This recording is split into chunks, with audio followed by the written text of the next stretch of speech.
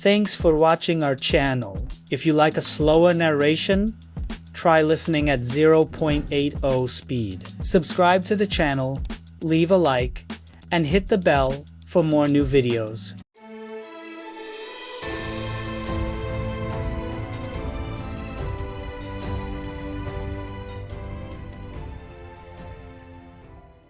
The city skyline blinked like 1,000 stars on the edge of a restless night. Inside the top floor of a glass tower that seemed to defy gravity, a man in a tailored navy suit stood alone, gazing out of his office window. The world saw him as the future of a business empire, but right now, his reflection stared back with something else in its ice panic masked by poise. Ethan Blake, 29, billionaire by inheritance, CEO by choice, and bachelor by stubbornness, had built his entire adult life on discipline, timing, and a ruthless commitment to staying in control. But control was slipping fast through his fingers. He clutched the manila envelope tighter in his hand, the contents of which had been delivered hours ago by the family attorney.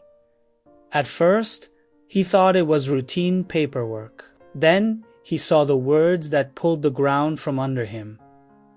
To claim full access to the Blake family fortune. The heir must be legally married by the age of 30. In less than 4 months. He let out a dry laugh, bitter and sharp. His late grandfather, an empire builder, old school trikohad, apparently added a clause to the family trust without ever saying a word. Marriage. As if that one word could shape character. Ethan had never needed anyone to define him, let alone a spouse. His parents' cold and transactional union was evidence enough that love, even companionship, could be weaponized. Yet here he was, shackled by a deadline and a signature. It wasn't just about the money, the company, the employees, the charities they supported. The research labs, they funded all of it, could be jeopardized if he didn't fulfill this one archaic condition. His board was already watching his every move, waiting for a misstep, giving them a reason to question his fitness, as CEO could set off a chain reaction of chaos. He didn't need a wife. He needed a partner in a performance, someone he could trust. Someone who knew how to play a role without expecting something real in return. That night, his thoughts drifted back to the person he hadn't seen in years but never really forgot. Claire Evans. Back then, she was the girl with scraped knees and a mischievous grin who always beat him at chess and called him out on his arrogance. The girl who lived in the guest house, on his family estate with her mother, the longtime housekeeper. Claire, who once punched a boy in the face for mocking Ethan's stutter when he was 9. Claire, who had vanished from his life when she left for college on a scholarship and never looked back. He hadn't spoken to her in years, but a recent charity gala photo in a local newsletter had caught his eye. Claire working at a downtown community center, her hair tied back, surrounded by kids, still beautiful, still real. The kind of real he'd exiled from his world of mergers and power plays. He picked up his phone, hesitated for a full minute, then found the number buried deep in his contacts. He had no idea if it still worked. When the line clicked, a familiar voice answered warmer than memory, and just as unfiltered. "Hello, Claire? It's Ethan. Ethan Blake." A long pause, then, dryly, "Wow. The Prince of Skyscrapers remembers the peasants." He chuckled, genuinely. "Can we talk?" 3 days later, they sat across from each other in a quiet cafe she had chosen, far from marble lobbies and executive suites. Claire wore jeans and a second-hand sweater with the sleeves pulled over her hands. Her eyes, hudging any tea, changed still sharp, still unblinking. "You want to what?" she asked. "Askta, marry me. Temporarily, contractually, no strings, no expectations, just until I meet the clause." Claire nearly choked on her coffee. "Ethan, do you hear yourself? I'll take care of everything, your debts, your mother's medical bills, even the community center you work for. Think of it as a mutually beneficial arrangement." She laughed, short and incredulous. "And you think I'm the kind of girl who'd marry for money? I think you're the kind of girl who'd do anything to protect the people she loves. I'm counting on that." The jab landed. Her mother's health had been deteriorating, and the house they lived in was weeks away from foreclosure. Pride and dignity battled behind her eyes. "So, you just need someone to pretend to love you," he shrugged. "I don't believe in love, Claire. I believe in strategy." She narrowed her gaze. "That's sad." He didn't argue. "I want everything in writing," she said finally. "No tricks, no gray areas, a clean exit clause. You'll have it. And I want to keep my last name. Done. And I get to slap you if you ever call this a favor." He smiled. "You've got a deal." They were married in a private ceremony 2 weeks later. No family, no guests, just legal witnesses and the cold echo of a courtroom. It was everything Ethan wanted. Transactional efficient. Until it wasn't. The day after their wedding, Claire moved into his penthouse apartment 10, architectural marvel of glass and chrome. She brought nothing but 2 suitcases, a cat named Whiskey, and an avalanche of quiet disruption. She rearranged his kitchen. She insisted on walking barefoot on his marble floors. She talked to his staff like they were friends, not employees. Worst of all, she smiled at him like she saw right through the expensive suit and calculated charm. It unsettled him. "I'm not your guest, Ethan," she reminded him on the second night. "I'm your wife. Start acting like it, at least in public." So they rehearsed dinners at high-end restaurants, appearances at charity balls, fake laughter for the cameras. He watched as Claire seamlessly stepped into the role of the elegant CEO's wife, poised, graceful, charming. She was better at it than he expected. Too good. Some nights, he found himself staring at her across the room, forgetting which parts of her smiles were real. She challenged him in private, called him out when he retreated into silence, and refused to let him hide behind work. "What scares you more?" she asked one night on the rooftop. "Losing the money or letting someone in?" He didn't answer. Ko Jing Te, because the truth was creeping in, unwanted and persistent. Claire wasn't just playing a role, she was reshaping the script. And the more time he spent with her, the more he found himself dreading the expiration date. He had 3 months left. 3 months to keep pretending he was immune. 3 months to convince himself this was just business. But each passing day chipped away at the armor he'd built. And somewhere deep inside, Ethan Blake, master, strategist, controlled perfectionist, billionaire heir, was beginning to wonder, what if the biggest lie of all was that he didn't want it to be real? The apartment never felt like a home, and Claire Evans knew that from the moment she stepped into Ethan Blake's penthouse with a signed marriage contract in her bag and uncertainty in her chest. It wasn't the soaring ceilings or the silent walls that made it feel foreign. It was the emptiness de canastero, perfection. Only someone deeply afraid of chaos would create. Claire walked through the space like she was stepping onto a movie set, noting the clean lines, untouched furniture, and precisely arranged decor that looked like it had been chosen by an algorithm. There were no signs of life, no photographs, no books with cracked spines, not even a forgotten coffee mug on the counter. Only the sound of her boots against the polished floor reminded her she was real. Ethan watched her from the kitchen doorway, his suit jacket draped over his arm, sleeves rolled up, every gesture controlled. Claire had known boys like him growing up. Boys who turned into men who couldn't trust the world unless they were the ones pulling the strings. But Ethan, he was worse. He trusted no one, not even himself. "Your room is down the hall," he said. "I had the guests' wing remodeled, new mattress, heated floors, custom closet." "Stop!" Claire interrupted, turning to face him. "You don't have to sell me the honeymoon suite. This isn't a resort, and we're not newlyweds." He opened his mouth, then closed it. A beat passed right.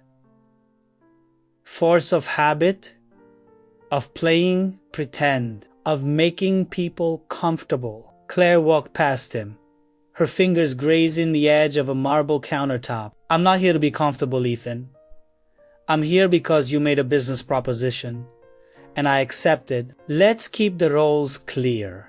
"Fine." His jaw tightened. "Dinner's at 7. Dress code applies. It's our first appearance as a married couple." She smirked. "And what exactly is the dress code for a fake wife?" "Elegant, approachable. Just don't wear anything that says, 'I'm only here to save my house from foreclosure.'" Claire nodded. The sarcasm mutual. "Got it. No receipts pinned to my blouse." That night, Claire stood in front of her closet, her new closet, which smelled like expensive wood polish and compromise. Dresses hung like costumes, each one still bearing the scent of someone else's money. She picked a midnight blue gown with a low back and high neckline, elegant enough to pass for effortless, plain enough not to attract envy. In the mijo, she barely recognized herself. Her makeup was subtle but perfect, her hair swept into a chignon that Ethan's assistant had arranged. She looked like someone who belonged in his world, and yet everything inside her rebelled against it. Their first public event was a charity gala for children's education, hosted at an art museum transformed into a glittering ballroom. As they stepped onto the red carpet, cameras flashed like lightning, and Claire's instincts screamed at her to run. But Ethan took a hand, firm and confident, like he had every right to touch her. His thumb brushed lightly over hers rehearsed.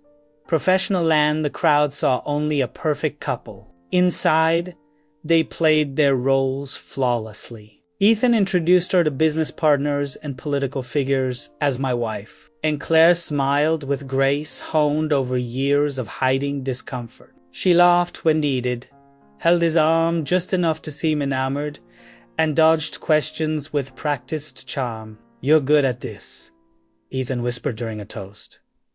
"I'm a teacher. Pretending to have it all together is part of the job," she whispered back. He smirked, but his eyes lingered. There was something that an awareness, a quiet wondering. He saw through the act, and for a second, Claire saw through his. Beneath the CEO mask was a man who looked utterly exhausted by the performance. Later that night, when the guests faded and the doors closed, they returned to the penthouse in silence. Claire kicked off her heels and sat on the edge of the sleek white sofa, pulling pins from her hair one by one. "You didn't have to do all of that," she said.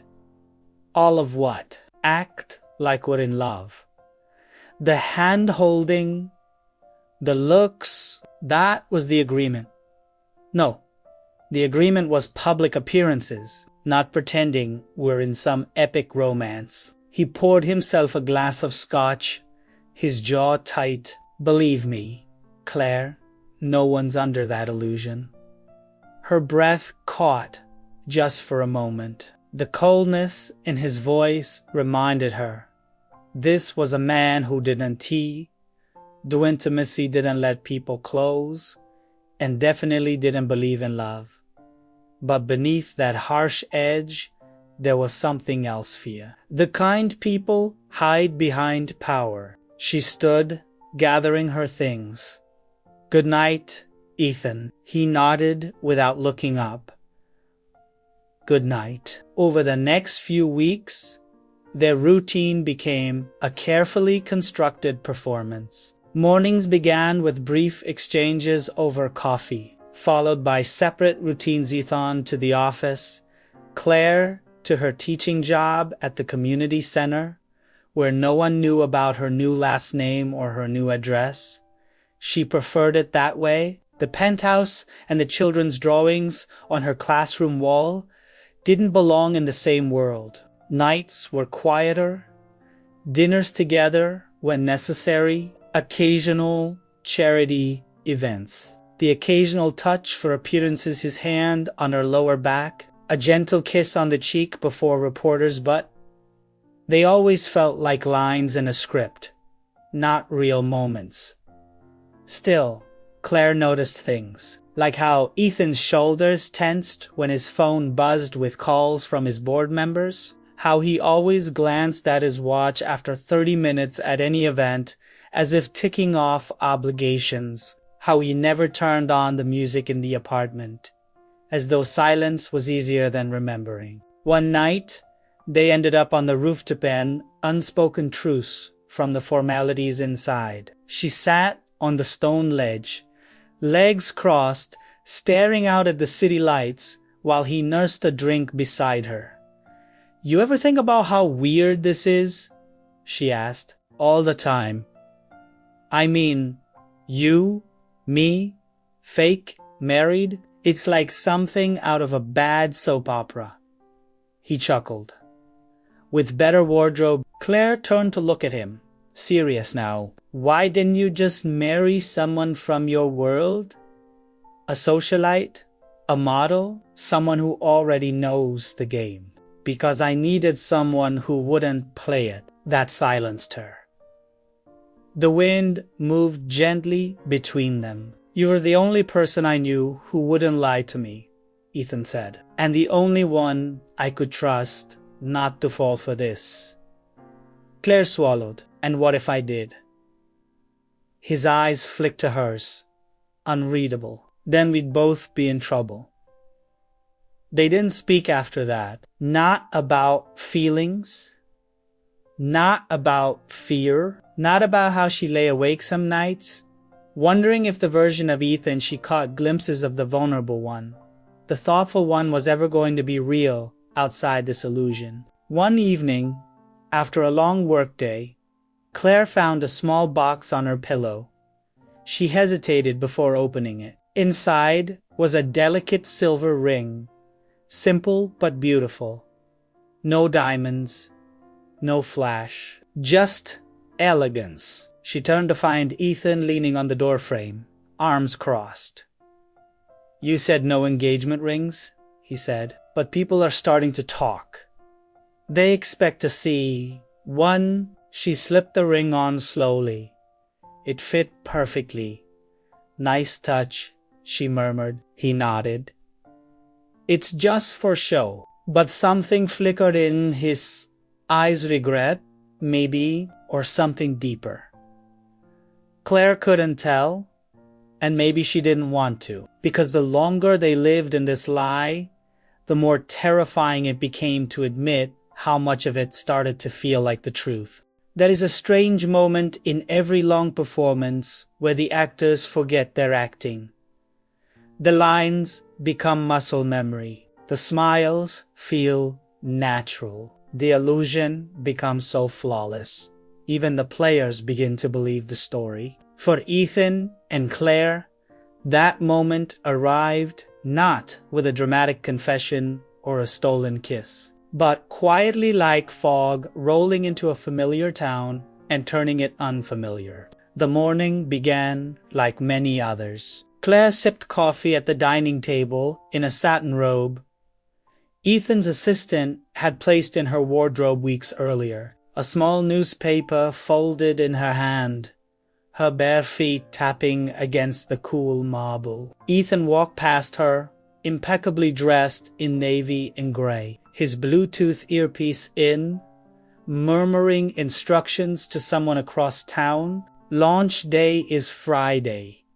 No delays. Tell the team the final specs are locked.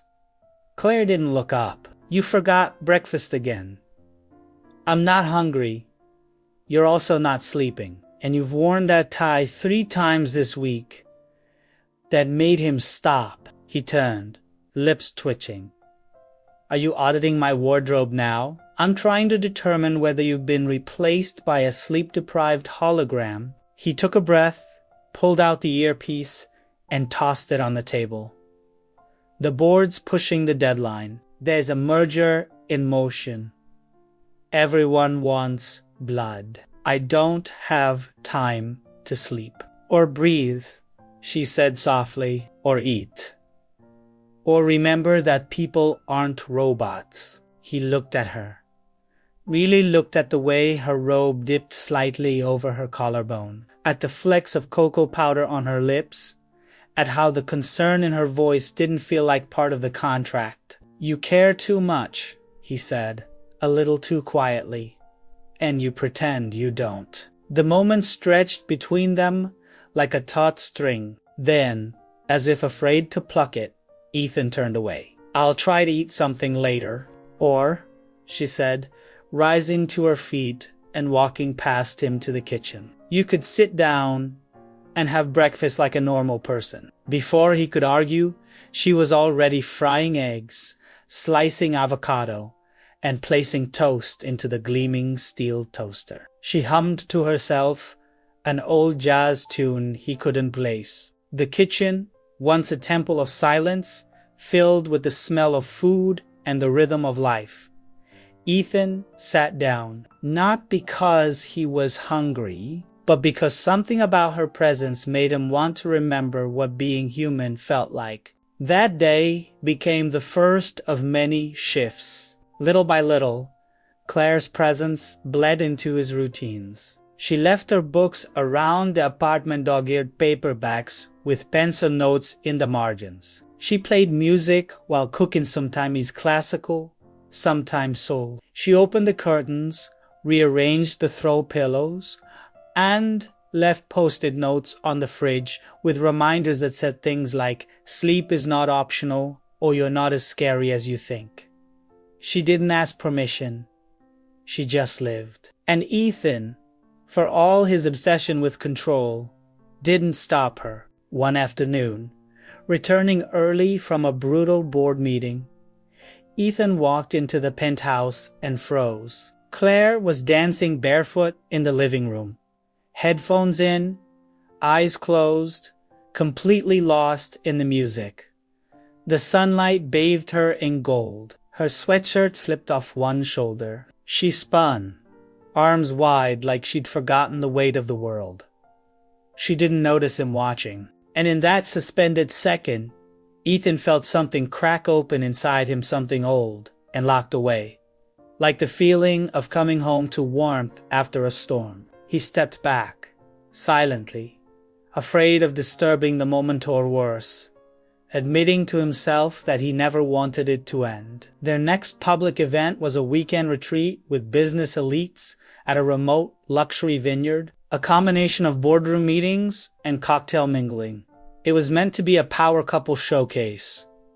Ethan had been dreading it, but Claire, dressed in a flowing white sundress and oversized sunglasses, navigated the crowd like she belonged. She laughed easily, challenged the pompous billionaire's wife over wine trivia, and helped an elderly investor down the gravel path when no one else offered a hand. She was supposed to be his mask, Instead, she became the spotlight. "You're lucky," one executive whispered to Ethan later that evening, his breath heavy with Cabernet. "Women like that don't come around often."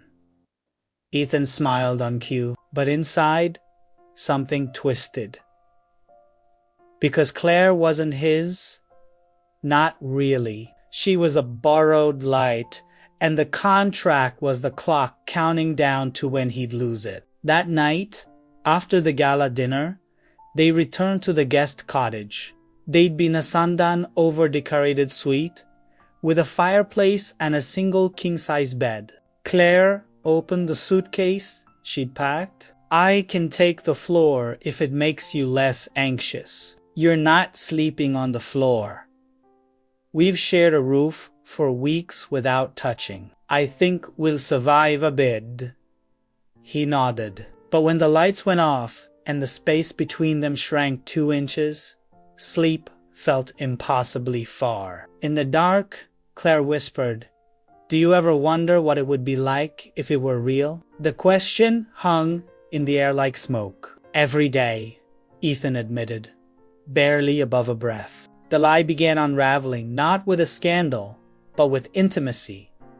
Not physically emotional. It was the quiet mornings over shared coffee, the nights she fell asleep on the couch with a book in her hand, and he covered her with a blanket. The time she brought him lunch at the office because she knew he wouldn't eat. The way she looked at him when he wasn't performing. He started to look forward to her voice, to the sound of her laughter echoing in the kitchen, to the mess she made when she cooked, to her questions, to her fire, to the way she believed in people even when they didn't deserve it, especially him and Claire. She began to fear the day her name would be erased from the penthouse directory, because despite her efforts to keep things professional, her heart had stopped listening to logic weeks ago. She noticed how Ethan's eyes softened when she entered a room, how he stood closer than necessary, how his hand lingered when brushing hers, how he'd stay awake reading long after midnight just to be near her. But the contract loomed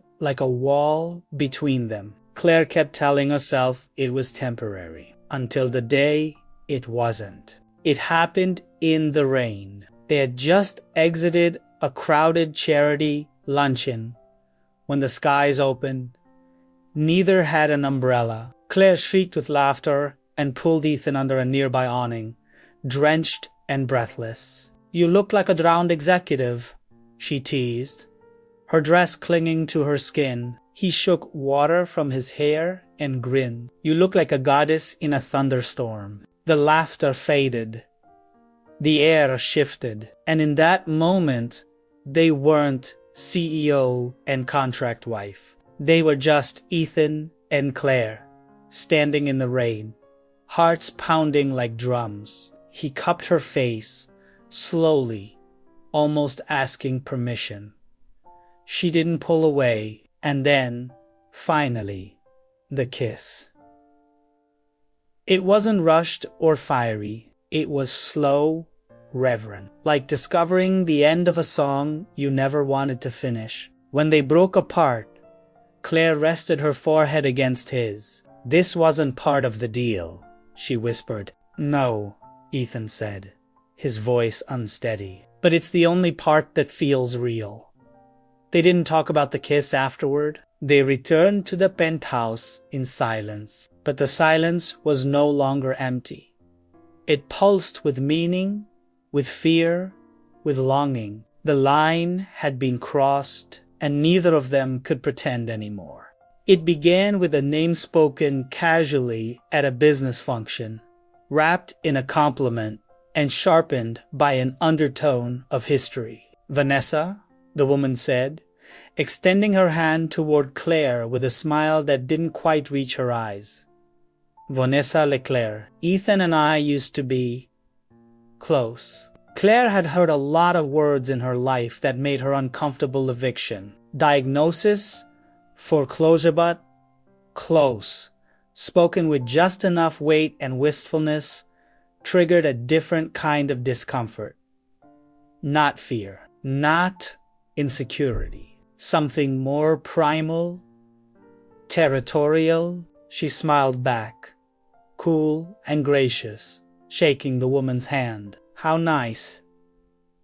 I hadn't heard of you. Ethan, standing beside them in his usual effortless elegance, seemed to freeze for just a second. Then he slipped an arm around Claire's waist with practiced ease. Vanessa and I worked together during the Phoenix merger a few years ago, he said. She's one of the best legal minds in the industry. Among other things, Vanessa added, her smile widening as her gaze lingered on Ethan just a bit too long. Claire didn't need a press release to read between the lines. Vanessa wasn't just part of Ethan's professional past, she had been something else. Something intimate, and the way she still looked at him, like he was a book she'd read and memorized, made Claire's stomach knot. Later, as they stood on the terrace overlooking the glowing city, Claire turned to Ethan. She's beautiful. She's persistent, Ethan said, sipping his drink. You didn't mention her. You never asked. Claire crossed her arms. Is that how this works now? You'll only tell me things if I ask the exact right question. Hi, exhaled. Claire, there are things in my past I didn't think were relevant. Vanessa was a complication, a mistake. Why do I get the feeling she doesn't think it was a mistake? He looked at her then. Really looked, because some people confuse possession with affection. And what about you? She asked, her voice barely a whisper. Do you know the difference? Ethan hesitated. That night, they barely spoke. The silence between them wasn't awkward, it was heavy, electric, filled with everything they were trying not to feel. Claire lay awake in her room, staring at the ceiling, remembering the softness of Ethan's touch the night they kissed in the rain. But memories weren't contracts, and kisses couldn't fix what hadn't been spoken. In the days that followed, Vanessa made herself present like perfume, subtle but impossible to ignore. She began consulting with Blake Enterprises on an upcoming acquisition, appearing in conference rooms and lunch meetings. She smiled too much, touched Ethan's arm too often, referred to Claire as the lovely Mrs. Blake, with an edge of irony that cut every time.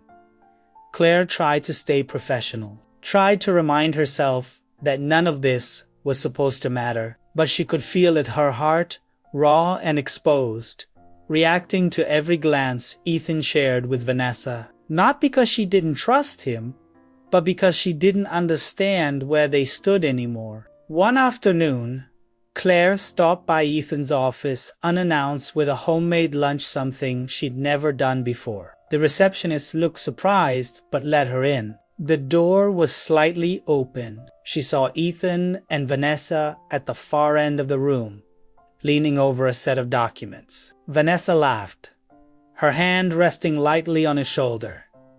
Ethan didn't pull away. Claire stood there for a second too long, then turned and walked out. That night, Ethan came home to silence.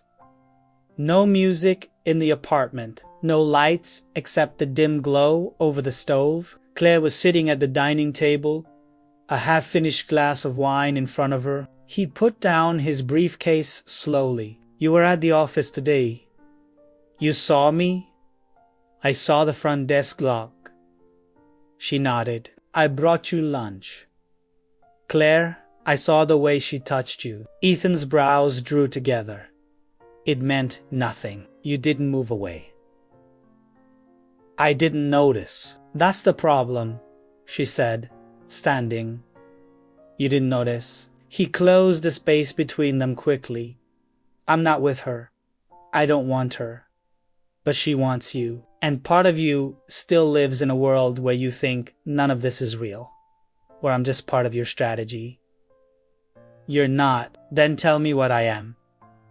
The words hung in the air, and for once, Ethan had no answer. That was the first time Claire didn't sleep in the penthouse. She packed a small bag, went to her mother's apartment, and turned off her phone. For 2 days, Ethan was silent. On the third day, she returned to the penthouse to grab a few more things. She expected it to feel cold, distant. Instead, she found flowers in the foyer rail ones, not the sterile white arrangements his assistant used to order.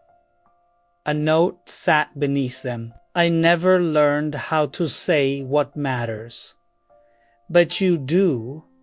Come back and teach me. Eve. Claire stared at the note for a long time. She wasn't sure when exactly the fake marriage had become a real relationship. There was no clear line, no flash of lightning, just hundreds of small moments.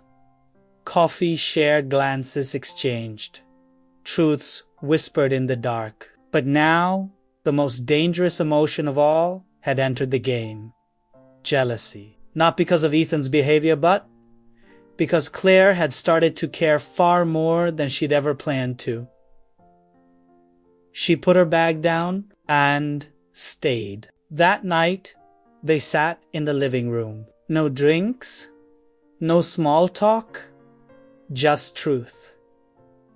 Ethan spoke first. I'm sorry I didn't tell you about Vanessa. I didn't know how to explain who I was back then. Claire nodded.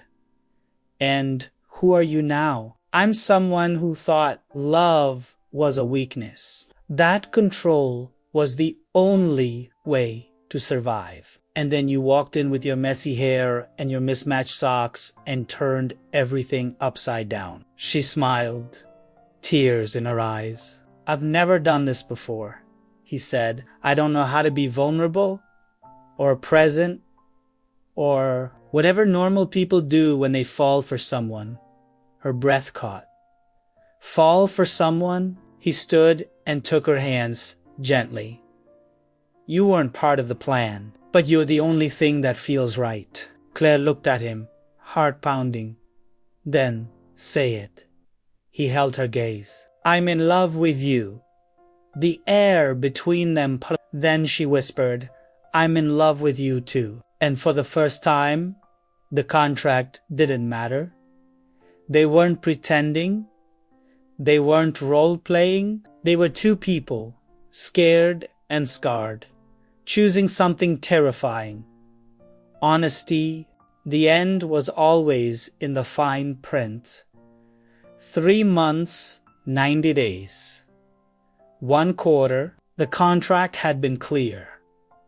Ethan Blake and Claire Evans would maintain the appearance of a legally binding marriage until the conditions of the Blake family trust were fulfilled. Once the inheritance was secured and the board's concerns silenced, the performance would be over. An amicable separation, a quiet annulment, a return to reality, except no one ever accounted for what reality would mean after living a lie that became the only truth either of them wanted to believe. The calendar didn't lie. They were 2 weeks away from the final day. Claire had circled it in red pen on the calendar stuck to the fridge partly.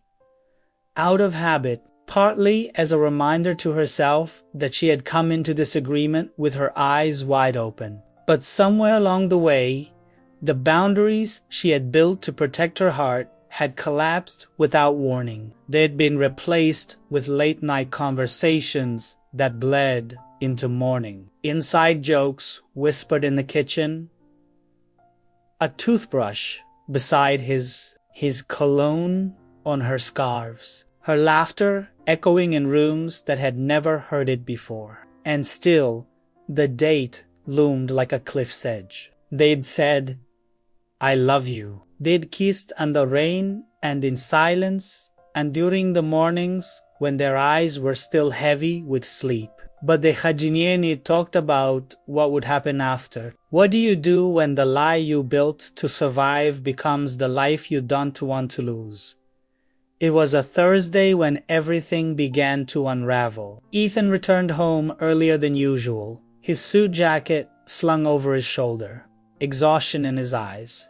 Claire was on the couch, surrounded by color-coded folders and half-written lesson plans for the summer reading program she was helping launch. She looked up, smiling at first, then frowning. "You look like someone canceled Christmas." He tried to smile, failed. "We need to talk." The words no one ever wants to hear. She set the folders aside slowly. "Okay?" Ethan sat across from her, not beside her. Across. "I had a meeting with the foundation attorney today. The transfer of assets is finalized. The board signed off. The clause is officially fulfilled." She nodded. "So, that's it. You're in the clear." Hinadatu, but there was no relief in his eyes. Claire waited, but silence stretched too long. "So what happens now?" she asked. "I don't know," he admitted, voice low. "Part of me thought, when this day came, I'd feel free. Like I finally had what I needed. The company, the legacy, control. And now it all feels empty without you in it." The air tightened. "I don't want the contract to end," he said, "but I don't know how to ask you to stay without making it sound like I'm asking for more than I have the right to." Claire swallowed the lump rising in her throat. "We never talked about what would happen after." "I didn't want to push you. I know. I should have said something. But I was afraid." "Afraid of what?" "That you'd leave the moment you realized I wasn't the man you thought I was." She stood then, slow and careful, and crossed the room until she was in front of him. "You're not the man I thought you were," she said. "You're better and worse and real. And I fell in love with that version of you." His eyes locked on hers. "Then why does it feel like we're saying goodbye?" "Because we don't know how to say what we really want." That night, Claire didn't sleep. She stood by the window long after Ethan had gone to bed, staring at the city lights, wondering how something so artificial could feel so much like home. The contract was a ticking clock, but love didn't come with a deadline. And yet, she had plans. A life she had put on hold. Her mother's health was better now. The community center was thriving. She had students depending on her, a grant she'd applied for, and a part of her that missed the simplicity of a life without boardrooms and headlines. Would staying with Ethan mean giving that up? Would leaving him mean walking away from the only person who ever truly saw her? The next morning, she handed him an envelope. He looked at it like it might detonate. "What is this?" "My side of the annulment papers," she said gently. Unsigned, he stared at her. "Claire, I need time," she said. "Not to decide if I love you, I already do, but to figure out how to love you and still be myself without conditions, without contracts." "I'll wait," he said, voice cracking. "However long you need." And she believed him. In the following weeks, Claire moved back into her old apartment, not because she didn't want to stay, but because she needed the space to breathe, to remember who she was before all of this. She returned to teaching full-time, hosted weekend workshops, watched her mother walk without a cane for the first time in months. And every Sunday, without fail, Ethan sent her a handwritten letter. Not emails, not texts, letters. He wrote about his week, about boardroom drama and awkward dinners and the terrible frozen pizza he tried to make. About how he found one of her books under the bed and couldn't stop rereading the underlined sentences. He wrote about how much he missed the sound of her humming while brushing her teeth, about how the penthouse felt haunted without her in it. And slowly, the space between them turned from distance to dialogue. Then came the first Saturday in spring. Claire was at the park, watching a group of her students perform a scene from a Shakespeare play. The sun was warm. Laughter filled the air, and then she saw him, standing by a tree in a crisp white shirt, holding a thermos of coffee and a brown paper bag. She walked over, blinking in disbelief. "You're not really the Shakespeare in the Park type." He smiled. "I figured I'd give it a try." "Are you stalking me?" "Just delivering sustenance," he said, offering the bag.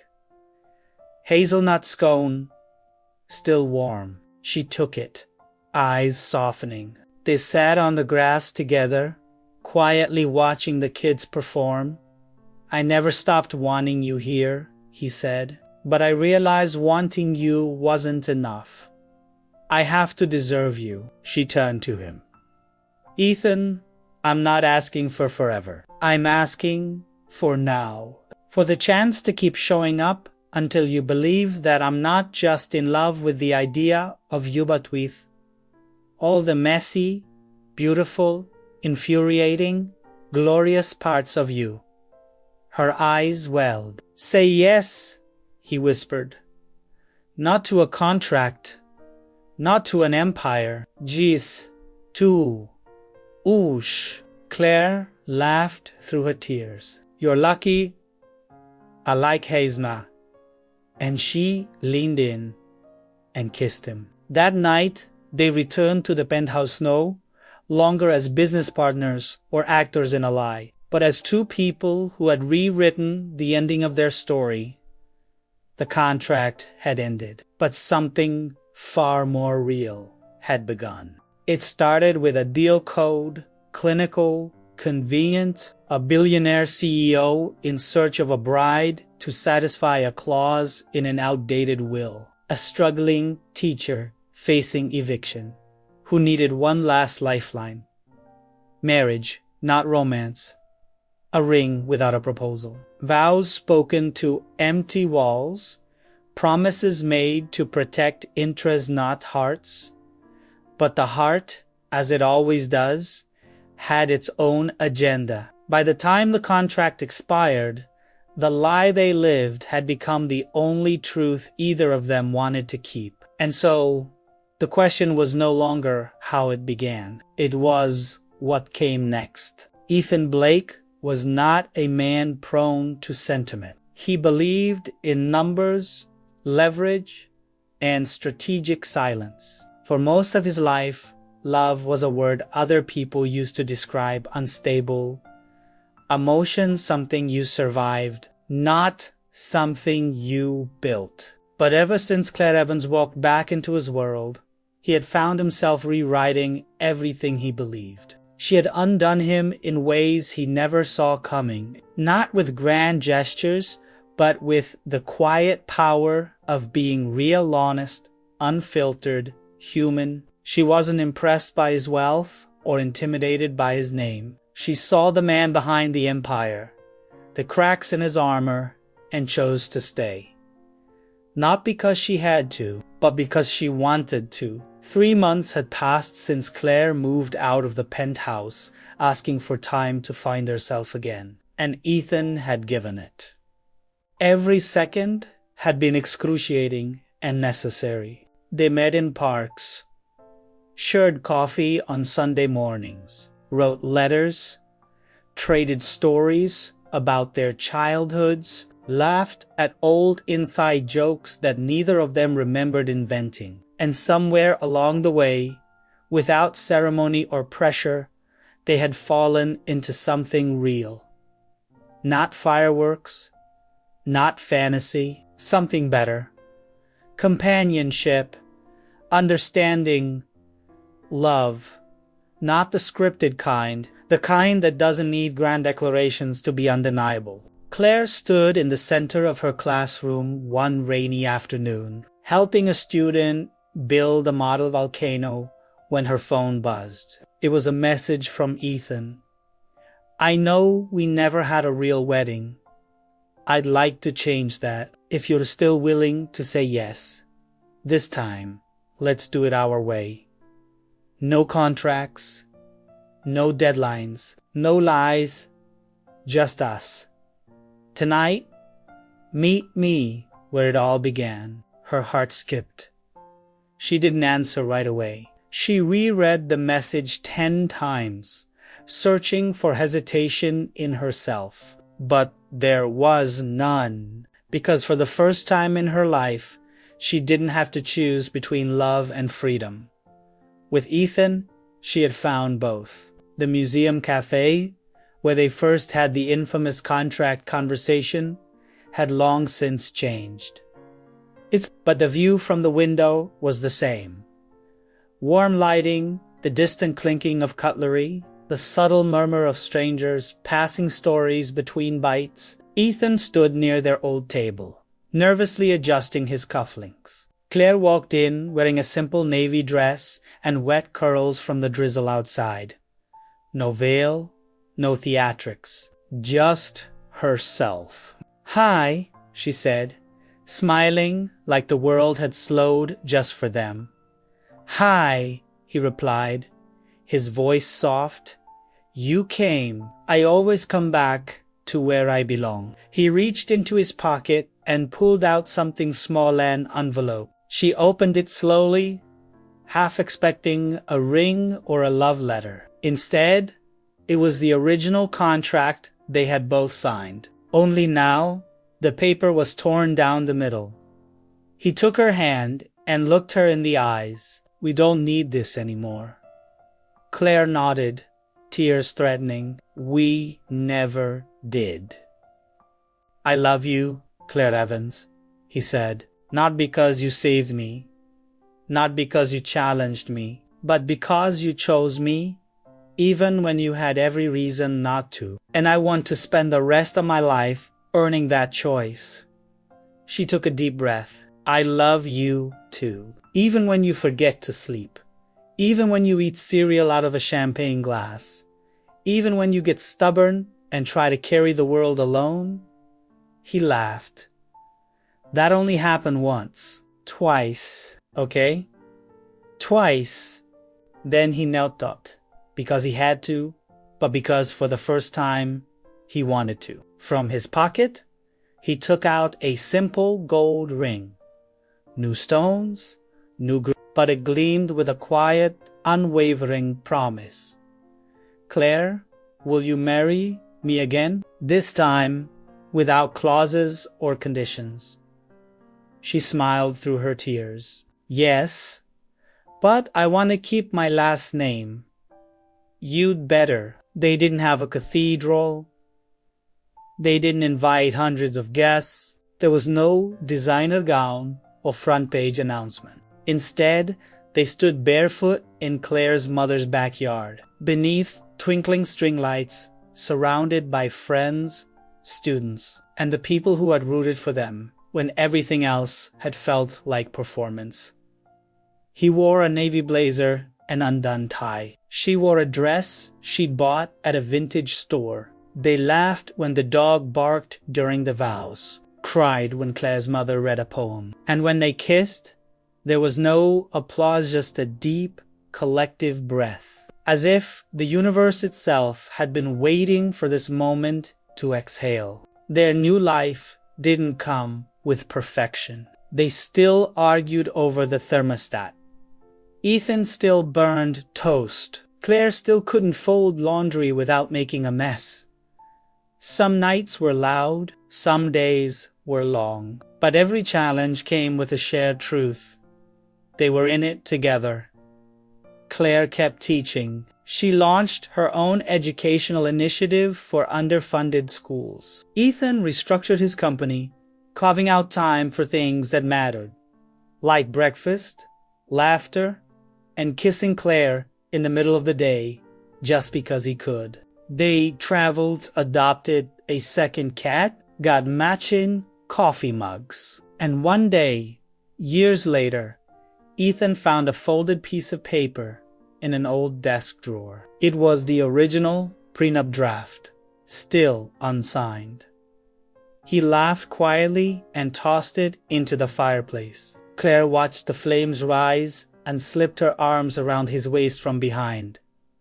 Burning evidence. Just a reminder, he said, that the best part of this deal was the part we never wrote down. Because in the end, love wasn't something they had planned. It wasn't ink on paper or a clause in a will. It was a choice they made every day, and it was never part of the deal. But it was the only thing that mattered.